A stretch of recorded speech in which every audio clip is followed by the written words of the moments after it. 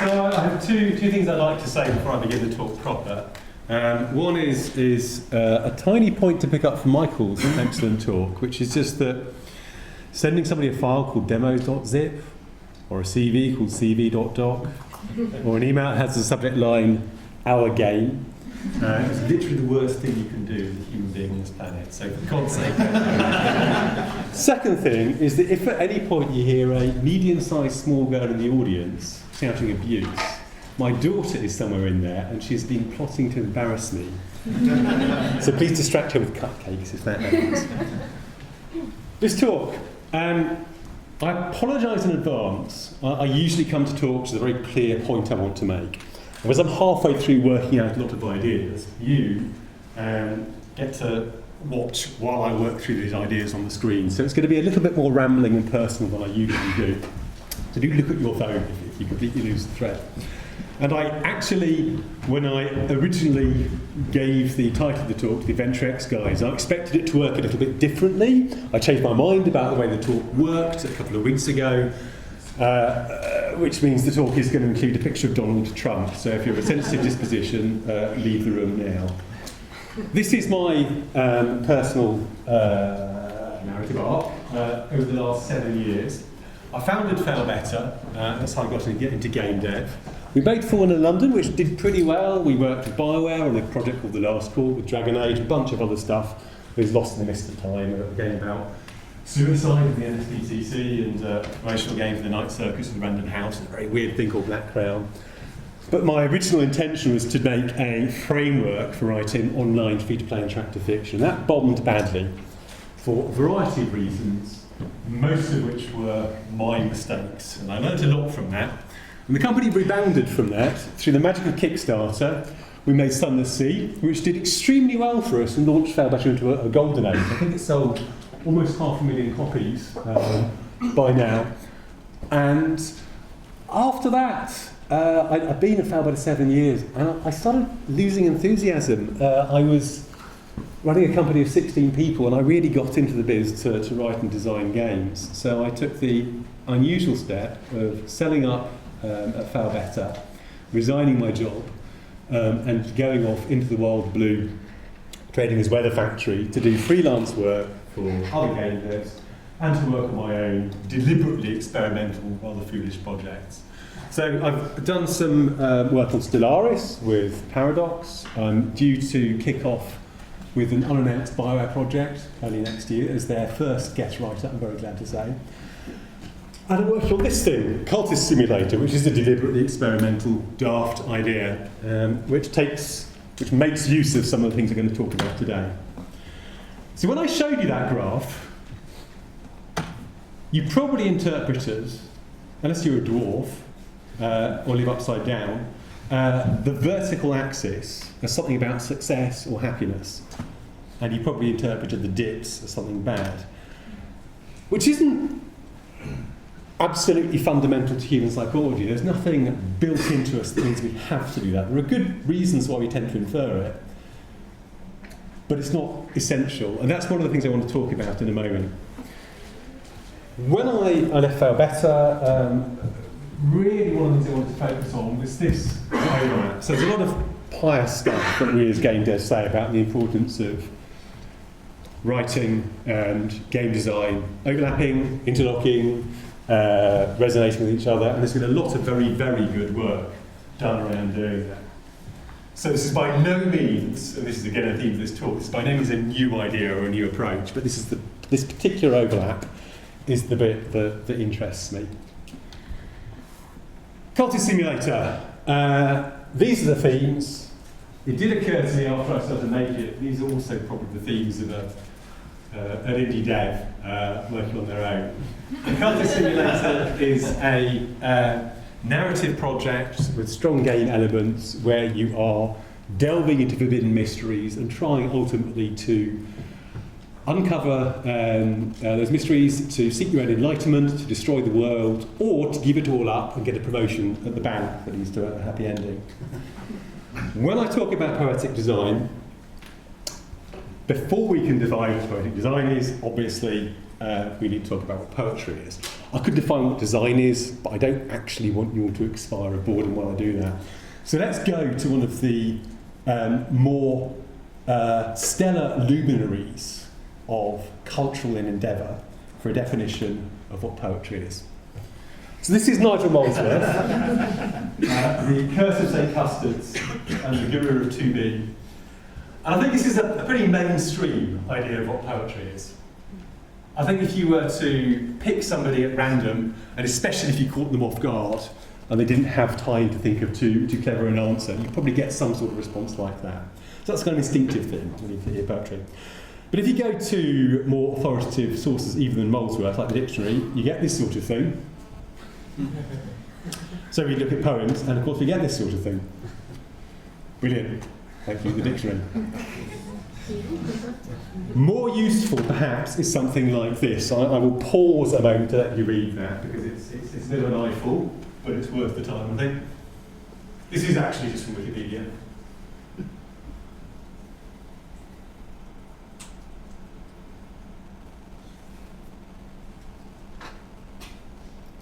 Exciting stuff. Okay, so the meat of this is that if you've got something like prose, if you've got something that's basically informative, you've got meaning that's fairly literal and fairly straightforward. Now, there's obviously a continuum. Obviously, lots of all language is influenced, all language has context, all language has a variety of different interpretations. But at one end of the continuum, you've got something like a phone number, which is a very literal piece of information. And then you move up through like a URL or something, which has some context and web address. And then you go all the way to like descriptive creative writing.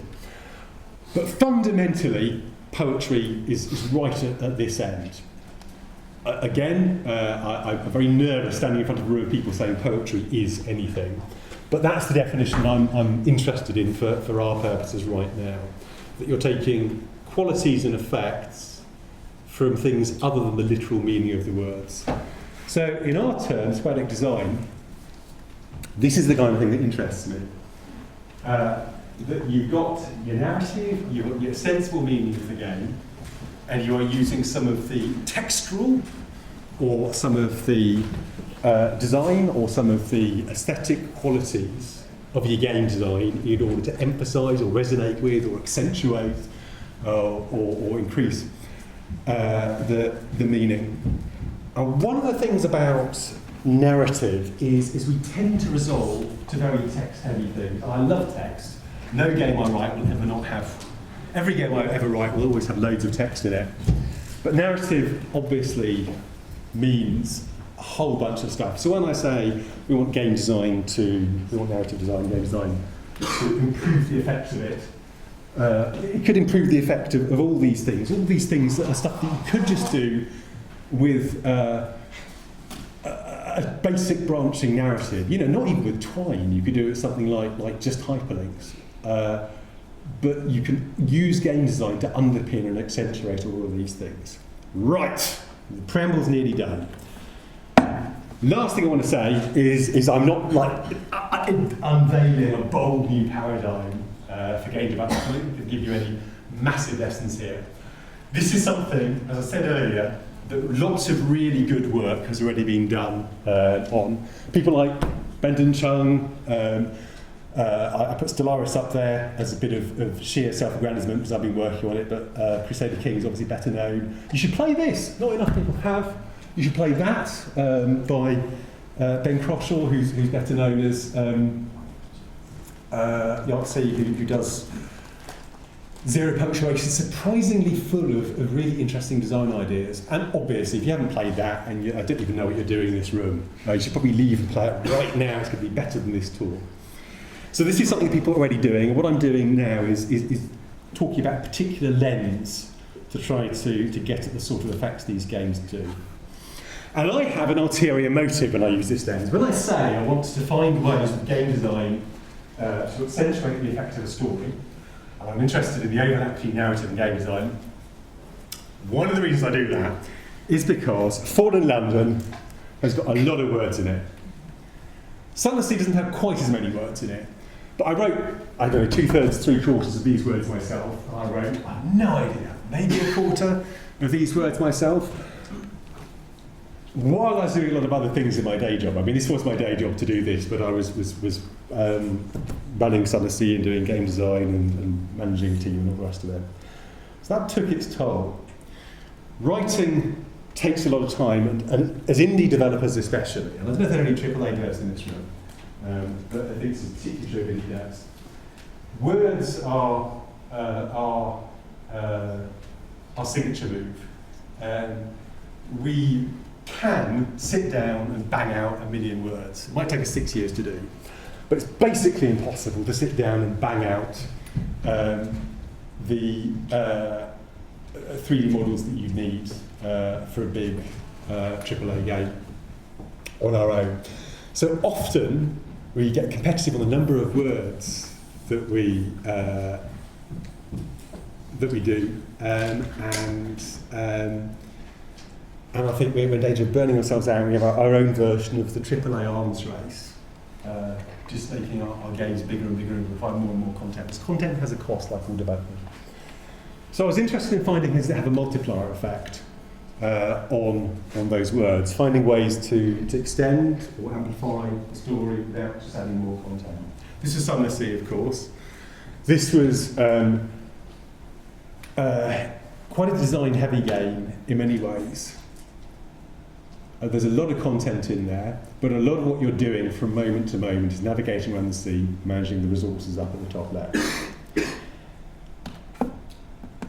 Here are a couple of proposals for the things you could put in those blanks. So the most straightforward one, and the one I'll talk about very briefly, is reward pacing. Mechanical metaphor is basically the second half of the talk.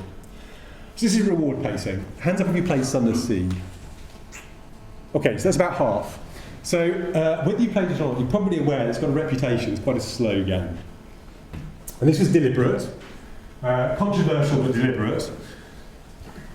It takes a long while to get from any port in Sunless Sea to any other port in Sunless Sea. And that gives you time to think about what you just experienced. It provides a sense of anticipation. It allows the resource management to come into play. But the biggest thing is you have the sense of travelling between jewels strung out in the darkness. And you appreciate the brightness of every jewel when you get there. So this is the equivalent, really, of like meter in poetry. This is a rhythmic or a pacing effect. And I think, well, I'm pretty pleased with the stuff we put in Sunless Sea in terms of content. It shines much more brightly because we make you work to get to it, which is obviously one of the most fundamental things that games do with content, to provide content as a reward between grind. But more than that, because these are quite tranquil journeys, usually, where you're watching things tick up and down, only occasionally fighting, it does provide an opportunity for the things from the last port to sit in the mind. I'm pleased with the way that bit of design worked out. I'm not pleased, as it happens, with the way it crashed into another pit of design where I made a mistake.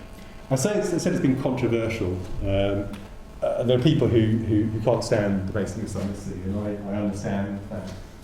The mistake I made, as it happened, was trying to combine something like a CRPG, where you've got a lot of content you go through over time, with something like a roguelike, where you repeat the game. And the problem is that would be well and good if it was just a leisurely CRPG that you went through over time, but having to die and repeat the early content was a real problem, and it was a problem that we didn't manage to fix before launch, and I still regret. But this golden arrow, this pacing, magnified the effect of the content. I'm still very pleased with how it worked out. So mechanical metaphor. I was going to talk slightly differently about this, but then I changed direction over the last couple of weeks because this happened. And this malevolent chipmunk is now squatting in the highest office in the human world. And like a lot of us, I suspect, I got very depressed about this, and about Brexit, and about the other populist revolutions we're seeing. And I was interested in why the hell it had happened, and how what seemed to be so very many excellent arguments had been lost so badly. And I rediscovered this guy, George Lakoff, who's a linguist at UC Berkeley. And Lakoff, among many, many other things, he's a big name, has talked about the power of framing in political discourse, about the way that people have metaphorical frameworks that they're very close to, and then use those metaphorical frameworks to interpret the world. This was very important in the US elections and the Brexit. People react in a very instinctive way and see the world through filters of frameworks that those have already set up. This was the book that drew my attention. This is fun. This is named for a Aboriginal language in, I think, Australia, where there are 4 classes of noun. There's men and most active objects. There's women, fire and dangerous things. Those tend to fall in that class. There's edible fruit and vegetables. And there's everything else. But this is what I'm talking about today. So I think this is really what launched Lakoff's career. Like a lot of things that launch people's career, it makes some overclaims, and it's very in love with its central thesis. But it suggests persuasively that we perceive the world through an intermediating set of metaphors that we're not even aware of and are really fundamental. As I pointed out at the beginning, when you look at my narrative arc wiggle, you assume that up was good. Now, there are straightforward reasons why we tend to think that. If you lift your chin, you feel happy. If you look down, maybe because you're feeling a bit depressed or uncertain. But it's not fundamental. You could easily imagine the left being better or right being worse. That didn't really happen. The future is forward because we're looking forward, but again, the future could be up. We don't really think about the future being above us. This is a fundamental thing that immediately intermeets everything we do. We talk about being expansive when we're happy, because happy is big, right? But it could be small and beautiful. These are all decisions that we collectively have made in a culture, and they vary, of course, from culture to culture. This is, I think, a more compelling example, because you tend to think, well, yeah, up is obviously better, and future is obviously forward, but you don't walk backwards. But here are 2 conflicting ways of looking at arguments. There are things that fly overhead that you destroy, or the things that you build and you grow on. And you'll notice that these tend to lend themselves to particular ways of looking at arguments. One is much more combative, one is much more constructive. Or, even more compelling, here are 2 ways of talking about the mind. It's a process, it's a machine, it's something that works or it doesn't. It's something we can accelerate, it's something we can improve. Or it is something you need to protect. And we can switch back and forth between these metaphorical frameworks quite quickly. And sometimes that switching back and forth is effective in itself. Challenging a metaphor and playing it is effective. So when I came across these examples in Lakoff, I remembered a F. Scott Fitzgerald essay giving about a breakdown of his. So these 2 images he uses about his mind, again, there's 2 other things the mind is. Now, both of these really make sense, and the ones on the previous slide make sense, but imagine these in a game. Imagine the kind of things you'd see in a game if you use these as a basis for design. So this is hit points, right? This is your mind that you need to protect. You run out of mind fuel and it falls over. This is probably the mind of some sort of process. I could imagine it as being something like a sort of Klitsky Democracy 3 or a Zachtronics Shenzhen IO setup that you've got arrows and boxes and you move things between. Maybe you equip inventory items in different parts of your mind. Maybe you put stuff in your subconscious or in your superego and you get a bonus to random aggression if you equip something. Or maybe your mind is a set of resources that you manage, the things that you spend for a different time. So I think very often when we're designing games, we pick one of these metaphors that fundamentally appeals to us. And we don't necessarily think about the alternatives. And that's fine. Very effective stuff comes out of that, but there's an opportunity in thinking about which metaphor you're going to use. I didn't realise when I was writing Sunless Sea just how much I'd gone for something like an asset metaphor. And I suspect this was influenced more than I realised by the state of Fairbatch at the time. At the beginning, you might have seen that arc did slightly low before it reached Sunless Sea. And I was, at the time, watching the studio's resources tick down, wondering how long it would be before I had to let go. More of my staff wasn't able to support them. So I built a game where you have a small crew of brave souls out on a dark ocean, not knowing whether they're going to reach the next port, with these things constantly ticking down, or ticking menacingly up. I mean, your terror ticks up over time. But you're running out of bar that isn't filled with terror, basically. So this was the assets model, and this fed into the game. It fed fruitfully into the game. It was a game that was thematically about loneliness, exploration, and survival. And obviously, watching things tick slowly down is important for survival. A lot of the stories are very incremental. You know, you would tend to play a story and your terror would tick up, or your supplies would tick down. That's baked in. Cultist Simulator. Oh yes, so I did put this on the net the other day. But this is still pretty new, so I can't quite call it announced. But this is the UI I've been working up with the preposterously talented Martin Nerekar in Germany and Catherine Unger in London. I wanted to do a card game. I like cards for a whole bunch of reasons. And one of the things I wanted to do in Cultist Simulator was have rapid transitions. And cards, as a model for gameplay, lend themselves to rapid transitions. And there's a bunch of things that you can do with that the card metaphor tends to bring with it about things that you expect. And it's worth looking, before I went to the last part of the talk, at the things you can do with cards in games that play into that metaphor, and the things that fight a bit against it. Because, back to Fitzgerald, switching back and forth between metaphors, as long as you're aware of what you're doing, can be a potent way of creating effect in the player's mind. If you switch randomly back and forth between metaphors in a confusing way, obviously all you cause is confusion, but if you deliberately defeat somebody's expectations, that of course is one of the fun things about art. So what do cards mean? If you see cards in the game that you expect, take a few seconds to think about it. So the things I expect, I tend to expect that you can play a card, that you have a card in your possession, you do something with it, and its state is changed. I tend to think it means you've got limited resources, which are cards. You generally have, a hand of cards or a deck of cards when they're used up, you've got fewer of them. And it tends to lend itself to very symbolic play. Sometimes you can have such Magic the Gathering style cards, which are covered with lots and lots of icons and specifics and keywords. But very often it's quite straightforward, symbolic. I mean, this is simpler than our final UI. This is an early sketch. They do have identifiable elements besides the name and graphic, but it tends to lend itself to simple symbolic play. And it tends to lend itself to sudden state transitions. The turn of a card, right? You play a card, something changes. You get accelerating stakes and then sudden switches.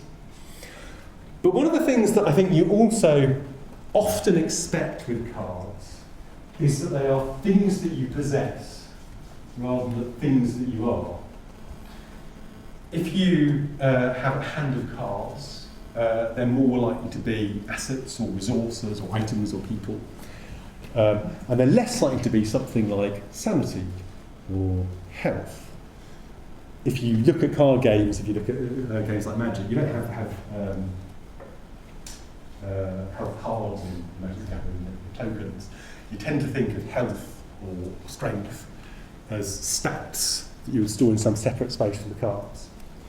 In Cultist Simulator, I wanted to have an uneasy sense of an unsafe psyche right at the beginning. And this is one of the tropes of Gothic literature, which you played for in the Sunless Sea, you probably worked out and Gothic literature, is that boundaries aren't secure. Things tend to interpenetrate back and forth, whether it's things coming into your life or into your house or into your mind or into your body. That there's traffic back and forth. So I like the idea of having cards for things like health, which you give up one by one. And I think if you give up a card, if you've got all health cards. You have to give up cards, and giving up cards and so you give up other things. It feels more personal and intense, and it feels more threatening than if you're just seeing a number tick down. Similarly, this. Anyone want to guess what this icon is? This is a useful bit of user testing for me. Which one? Sorry, the bowl at the end. What would that represent? Offering? I heard offering and I heard hunger. It is in fact hunger. I can see why it would be offering. This is one of the reasons I was interested in people's response, how well it reads. So if you have a card that actually represents your own internal state, if it represents a need that you've picked up and you can't easily get rid of, that again is something unusual in the card games. That lends itself to this porousness of boundaries. Another example, crafting. We know how crafting works. You put a bunch of things in a box, you do something, and something different comes out at the end. These things are used up. One of the reasons I got interested in crafting in this game is just because I've been playing Hadean Lands, which is a typically brilliant Andrew Plotkin thing, which typically I play with a walkthrough because I'm not very good at traditional IF. But he does some really engaging things with crafting there and tying them into the world model and into the lore. And I wanted to investigate that. But one of the things I've done a lot in my career is take things which are traditionally physical objects and use abstract concepts or semi-abstract concepts in their place. If you play Fallen in London, you know there's a lot of tokens you manipulate in the game which are less physical than this. So there's no reason, if you have a basic crafting mechanic, if you set up the expectation of here's a box, you put things in, you combine these things. A lot of Cultist Simulator is built around a crafting mechanic that you combine cards. Why does all have to be physical things? So here, for example, you've got a ritual, you've got a plot token from early in the game, you've got a scrap of knowledge. And if you combine those non-physical things, you can have the same sort of experimentation and the same delight in discovery that you get with crafting, but it's much less safety constrained to a box. This is your life that you are messing with here. And given that I wanted to make a game about somebody messing with things they shouldn't mess with and not turning back, making somebody take their life, put it into a box, see what comes out, and they experiment with it, seems like fun. These two icons, I wanted to apply a bunch of different verbs to crafting. This is your basic dichotomy in Cultist Simulator. Work at the top, dream at the bottom. Work can mean performing rituals or digging up keys, as well as going to work at the bank. But again, we've got a basic fruitful choice here. Are you going to combine these things in a way that relies on working or dreaming? You do something physical or less physical. There are other verbs as well, these are the starting two, but I wanted to have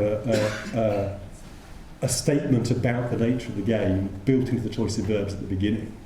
If you start with a game that says build or destroy, it tells you a particular kind of thing about the game. If you start with a game that says invest in your economy or build troops, that again gives you a basic choice.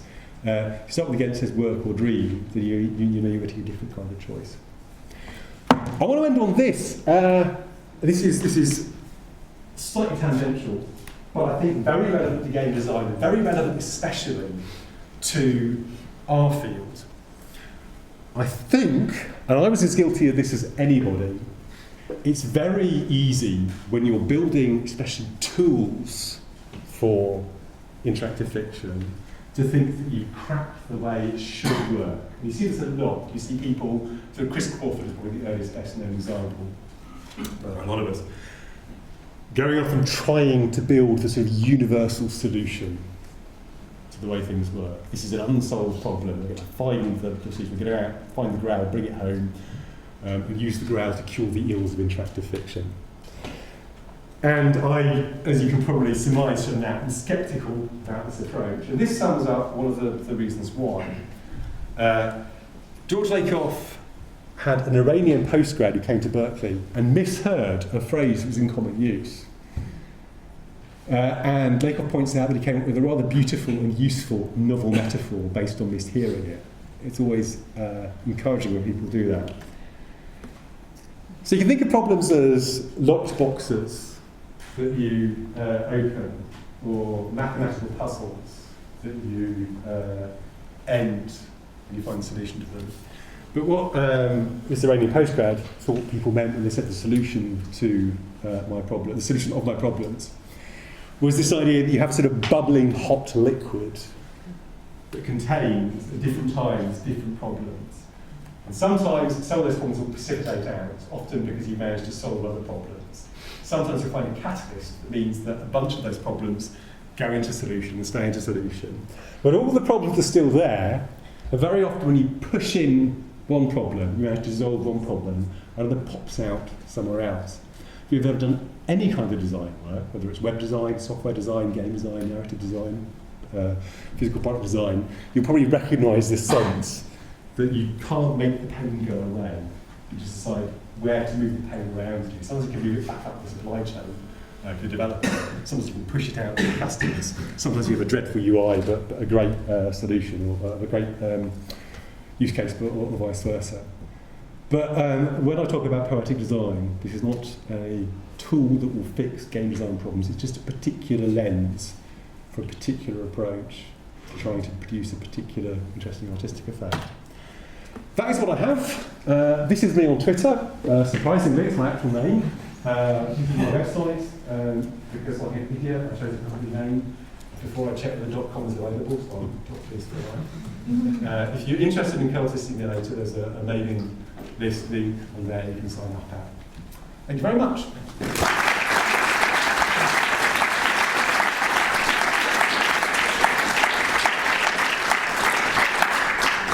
Time for questions? Yeah, got time for a couple of questions.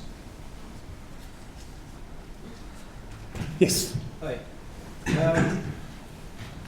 I suggest that if you derive your game mechanics from metaphor, at least initially, they will almost never be fun, or at least mechanically satisfying. And in tweaking those from a game design perspective or a mechanical perspective, you might undermine your metaphor.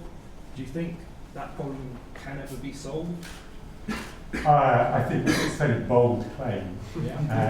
I mean, I can think of a lot of games that rely very specifically on metaphors that will work well.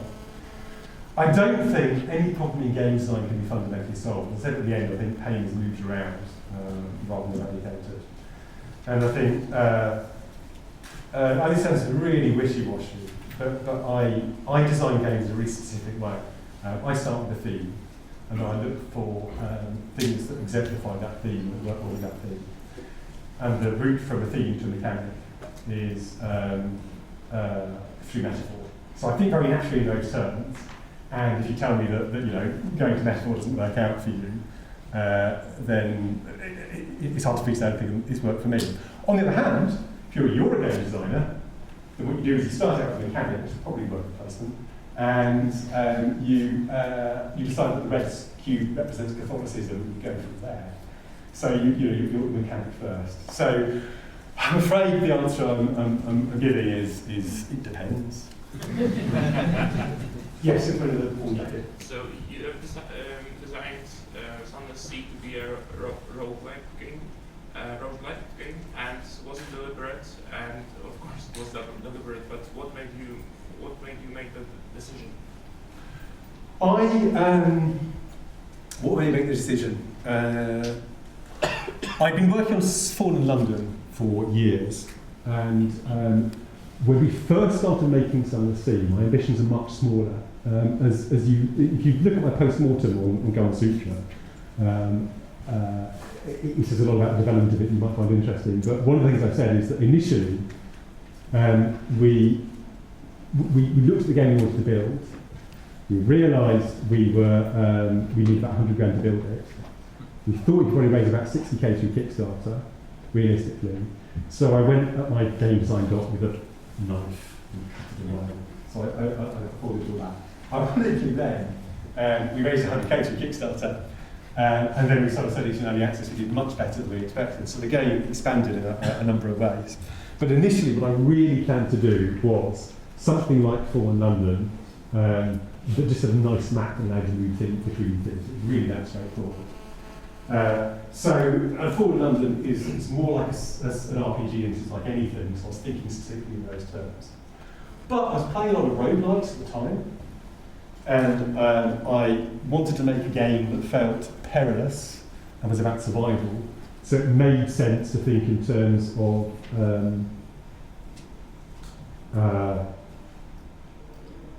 death and replaying. And especially with Sunless Sea does have a legacy system where you get some effect from previous playthroughs when you get back in. But because it was the first actual video game I designed, as opposed to narrative, interesting narrative or fundamental text-first game, my inexperience meant that I didn't realise how damaging it would be to try to fit a CRPG into a roguelike, because the two are fundamentally different approaches, although they look quite similar superficially. And I tried to fix the problem by spraying content over it, put more content in the game, and that never works. That never works. I wrote a very passionate blog post about it the other month. If you spray more content over something to fix it, never is an exaggeration. Sometimes you can just go nuts, you can do it. But generally, what it means is people eat up all the content and they say, oh, this game would have been fixed, it's probably been fixed, there'd been more content. It's like trying to get rid of mice by feeding them.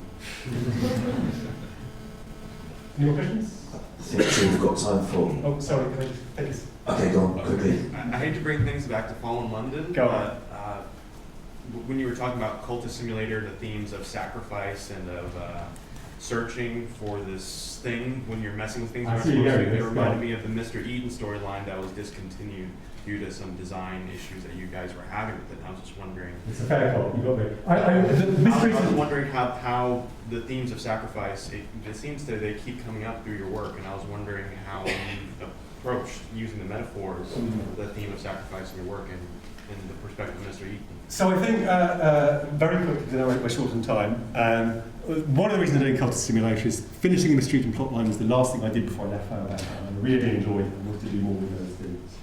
And I think one of the reasons I'm so engaged by the idea of sacrifice in the game is that we have this central metaphor in the game of accumulating resources and tokens and assets. And you'll generally, give them away in exchange for something. Ultimately, you're trying to increase your assets as you get involved, just like trading stocks. And if it's a game about sacrifice, where you are giving up something without any goal other than narrative, then that's a challenging experience in the game, right? You have all the stuff you built up, you just have to give it away. It's not something that happens very often, so it's relatively unexplored space. So that's what interests me about it. And basically, playing the resource management passion, how to understand the approach it. Okay. Thank you very much.